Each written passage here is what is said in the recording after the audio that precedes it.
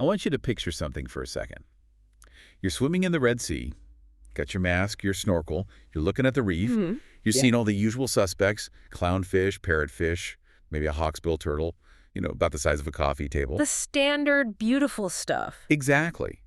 But then, out of the deep blue, you see a shape that honestly feels like a glitch in the matrix. Okay. It's a reptile, it weighs 900 kilograms, and it just looks like a biological tank wrapped in black leather. It's massive.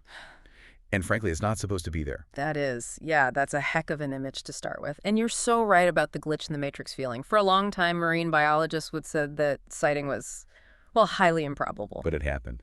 Welcome to the Deep Dive. Today we're getting into the sea turtles of the Red Sea. And this isn't just about cute animals. No, if you're thinking, oh, 20 minutes about turtles, you need to reset. Yeah. This is a story about geology, high-tech surveillance, and how a changing climate is turning the physical world against these animals. It's a really complex picture. We've gone through a serious stack of research here. Papers from Cost and Global Ecology and Conservation, updates from the Prince Mohammed bin Salman Royal Reserve. Hailed reports from Arab News, marsalam.com.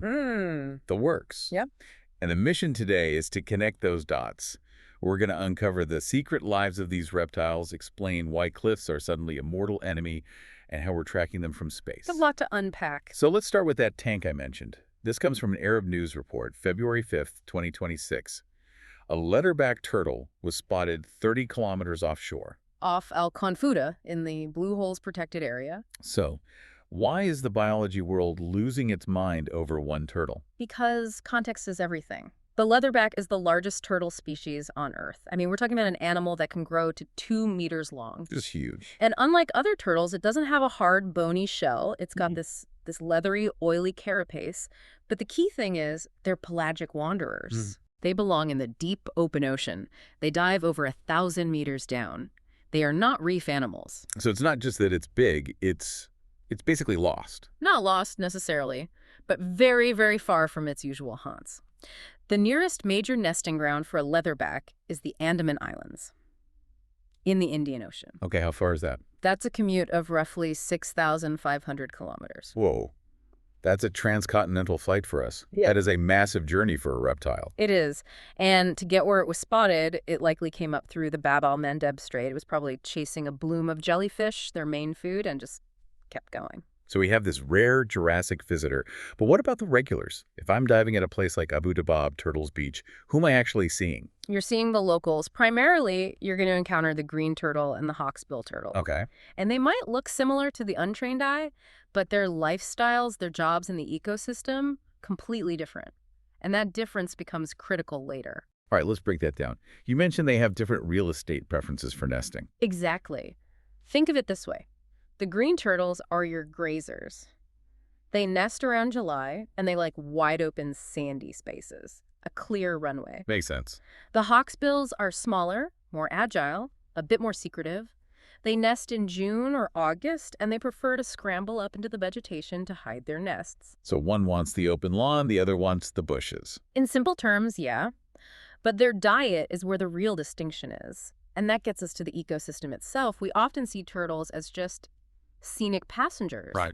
But the research frames them more like maintenance workers. This is the lawnmower concept. Right. Seagrass meadows are the engine of this ecosystem.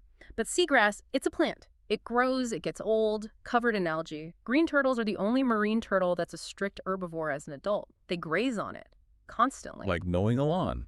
Precisely. It keeps the grass healthy, stimulates new growth. Without them, the meadow just chokes itself out. And then you've got the dugong, the sea cow. I saw a term in the notes, dugong dividend. What is that? It is exactly what it sounds like. While the turtle trims the top, the dugong is the heavy machinery, the gardener. They don't just trim, they uproot the whole plant to get at the roots. So they're tilling the soil. They are. It looks destructive, but it aerates the sediment and creates space. And the dividend? The dividend is their waste. It is pure fertilizer. It kickstarts the whole food web for crabs and small fish. It's a full landscaping crew. Wow. But why should someone who isn't a snorkeler care about the quality of seagrass? Because of blue carbon. This is the big takeaway. Seagrass meadows are incredibly efficient at trapping CO2. Way more efficient per hectare than most forests on land. So, let me get this straight. If you lose the turtles, the grass dies. And the carbon capture machinery breaks down. You're losing a natural carbon sink. So saving the turtle isn't just about the animal. It's about maintaining the planet's ability to store carbon. Puts a lot of weight on their shoulders, doesn't it? It really does. Which brings us to the part of the research I found most, well, disturbing. The cliff hazard. This is from that cost study on Bream Island. Yeah, this is a fascinating and tragic piece of geological detective work. Usually when we talk about climate change and beaches, we talk about drowning. Sea levels rise, cover the sand. Right, the beach just disappears. But in the Red Sea, the geology is different. You have these raised coral terraces. They're old reefs. Now they're limestone cliffs, about 1 to 3 meters high. Okay. As erosion happens, the sand is being stripped away. But instead of just going underwater, the erosion is revealing these vertical rock walls that used to be buried. So the beach is turning into a fortress. A fortress with no exit. And this is where the species difference becomes fatal. Remember how green turtles like open sand and tend to wander? The grazers, yeah. The ones who need the runway. The study found nesting females wander pretty far inland looking for the perfect spot. They're picky. Then they turn back to the sea, and they find a drop-off that just wasn't there before. They're trapped on top of the cliff. Or they fall. The study had some grim numbers. They found 9 dead turtles at the base of these cliffs, and 1 alive but flipped on its back. And you have to imagine the environment, the Red Sea in summer. That's not a pleasant afternoon. No. Air temperatures hit 44 degrees Celsius. 44. If a turtle falls and flips over or breaks its neck, it's a death sentence. To physically cook. Rapidly. Heat exhaustion. It's a trap made by instinct and erosion. They do everything right. Migrate thousands of miles, mate. Haul themselves up the beach, only to be killed by the landscape on the way home. That's brutal. It's like a cruel joke. Yeah. Is anything being done? Or is this just nature taking its course? There is intervention. Red Sea Global started a pilot program in 2024 using barriers. It's surprisingly low tech. Fences. Basically, yeah, fencing. Similar to what they use on Rain Island in Australia, you just install guide rails that steer the turtles away from the edge and funnel them towards safe slopes. We're building turtle guardrails. Essentially. And it works. Sometimes you don't need a satellite, you just need a fence. Well, speaking of things we build that kill them, we have to talk about plastic. The Zenodosaurus had a statistic that just floored me. 52% of the world's turtles have eaten plastic. It's a staggering number. A coin flip. Every turtle you see, 50-50 chance it has trash in its stomach. And it's why they eat it. That's key. It isn't random. For a green turtle, a plastic bag floating in the water, it moves just like a jellyfish. It's visual mimicry. Exactly. Yeah. And once they eat it, one of 2 things happens. One is blockage. Their stomach is full of plastic. They feel full, so they stop eating real food and starve. With a full belly. Yep. The other is sharp plastics, which can just puncture their gut. And the hawksbills have a unique problem with this, don't they? Because of their beak. Yes. Their beak is like a pair of needle-nose pliers. It's for pulling sponges out of reef crevices. Which is where trash collects. The reef is a sieve, so they're basically foraging in trash cans. They can't avoid it. And then there's light. I feel like most people have heard don't shine lights at turtles. But I never really understood the mechanism until I read the Marsalam source. It's about the horizon, right? It's about the brightest horizon. For millions of years, the brightest thing on a beach at night was the moon reflecting off the ocean. Hatchlings pop out of the sand, they see that glow, and they scramble toward it. That's their software. But now the software has a bug. We hacked it. Now, the brightest thing is the hotel, the street lamp. So the hatchlings turn 180 degrees and head inland. Toward the desert. Towards dehydration, cars, predators. A fatal navigation error caused by us. It's wild how fragile those ancient instincts are. But let's pivot to the solutions. The tech being used to track them is getting pretty incredible. That Prince Mohammed bin Salman Royal Reserve program. This is next generation stuff. In December 2025, they tagged the first known pre-nesting green turtle in the Red Sea. Why does pre-nesting matter so much? I assume they usually tag them after they've laid their eggs. Exactly. You wait till she's exhausted, heading back to sea. It's easy. But if you tag her before she nests, you capture the natal homing data. The approach. You see exactly how she navigates to the specific beach where she was born. It's invaluable data. And the tags are doing more than just GPS. Oh, yeah. They have depth and temperature sensors, so the tunnels are effectively mapping the seagrass meadows for us. We see where they dive, how long they stay down, and we can map the seagrass without ever sending a diver. The turtle is the research assistant. That's a great way to put it. They are surveying their own habitat. That's amazing. But not everyone has a budget for satellites. There was another method mentioned, photography, like facial recognition for animals. It is exactly that. The Red Sea Project is using this. It turns out the pattern of scales on a turtle's face, the scutes, are unique, like a fingerprint. So you don't need to punch a tag through their flipper anymore. Nope, no more invasive capture mark recapture. You just take a good photo, upload it, and the algorithm identifies the individual. They have names for them in the database. They do. There's Yasin, Khadijah, Phantom, and one I have to imagine the researchers had fun with, Hunk 22. Hunk 22. We need the backstory in Hunk 22. The data doesn't say, but you can guess he's a particularly photogenic specimen.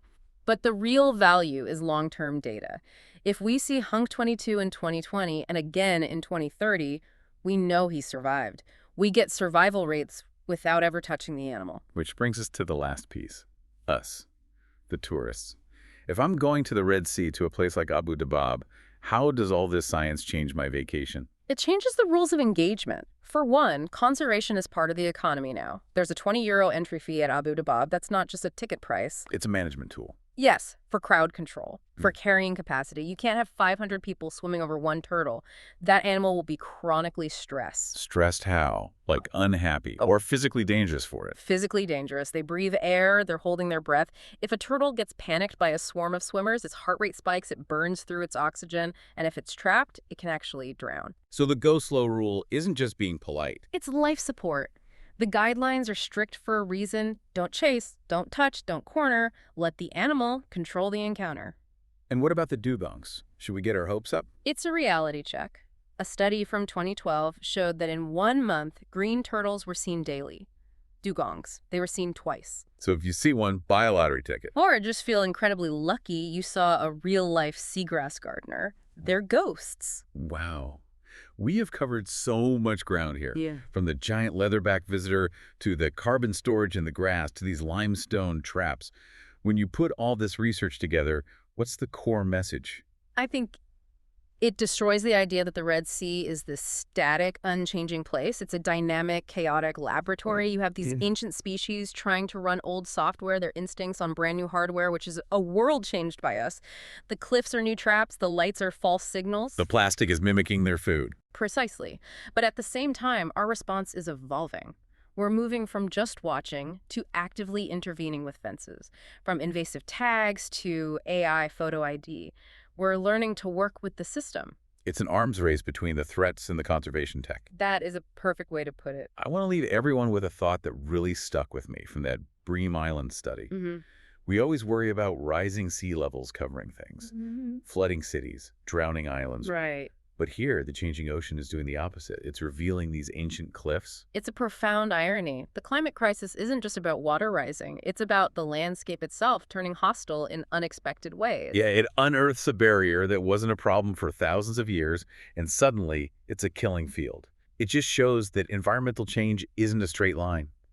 It's a cascade of dominoes we can't always predict. Which is why the monitoring, the satellites, the photos, the people putting up fences is the only way we stand a chance. We have to see the trap before we can help them avoid it. So next time you're at the beach and you see a plastic bag floating by, grab it. You might just be saving Hunk 22 from a very bad day. Absolutely. Every single piece counts. Thanks for diving in with us. We'll catch you on the next one.